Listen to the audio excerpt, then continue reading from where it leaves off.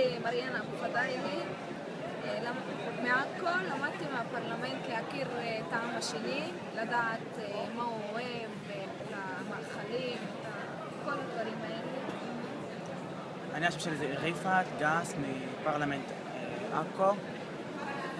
למדתי מהפרלמנט שאפשר להסתדר ביחד, ולמדתי לקבל דעות של אחרים, כי לכל אחד יש את הדעה שלו, ולמדתי גם סובלנות ביחד, לחיות ביחד, דו-קיום ביחד. למדתי על התרבות שלהם, גם הם למדו על התרבות שלנו. אולי אתם רוצים להגיד לי קצת על הפרויקט הגדול שאתם עשיתם? כן, עשינו את וואחד יום. וואחד יום, ומה זה וואחד יום? זה יום הסובלנות, שהיה בין כיתות משותפות מהבית ספר שלנו והבית ספר של הדרסקי, של היהודים. ומה אתם עשיתם? עשינו כל מיני פעולות של מוזיקה, ריקודים, דרבוקות, ציורים וזה. אנחנו כאילו, חברי הפרלמנט, היינו המנחים, ערבים ויהודים. ואיך זה היה לעבוד ביחד עם הפרלמנט השני? הצלחנו. זה עבד מאוד מעולה. הצלחנו. גם חילקנו את התלמידים כאילו, שיהיה מעורבב, לא רק ערבים לבד, יהודים לבד, לפי מדבקות, היה נגיד אדום, צהוב וזה. נגיד כל היהודים והערבים שהיו בצבע האדום היו הולכים לקבוצה אחת ביחד. יהודים וערבים מדבקה בצבע צהוב ביחד. וזה היה פעם ראשונה כן, זה היה הפרויקט הכי מוצלח שעשינו עד עכשיו בפרלמנט.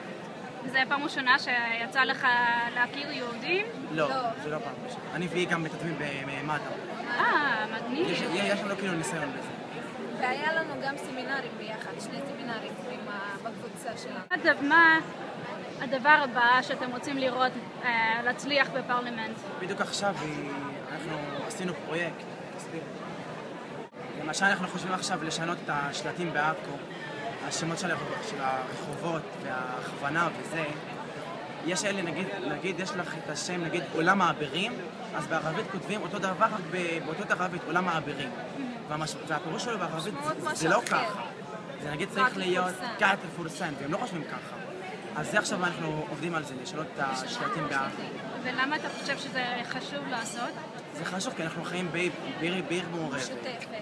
נגיד אני ערבי, מה אני אגיד? עולם העבירים, זה אותו דבר בערבית, באנגלית ובעברית. אנחנו צריכים לעבוד על זה באנגלית שזה יהיה, נגיד, מתורגם באנגלית פרפקט, בערבית פרפקט ובעברית שיהיה אותו פירוש כמו בעברית. זה אנחנו צריכים לעבוד על זה. תודה רבה. בבקשה.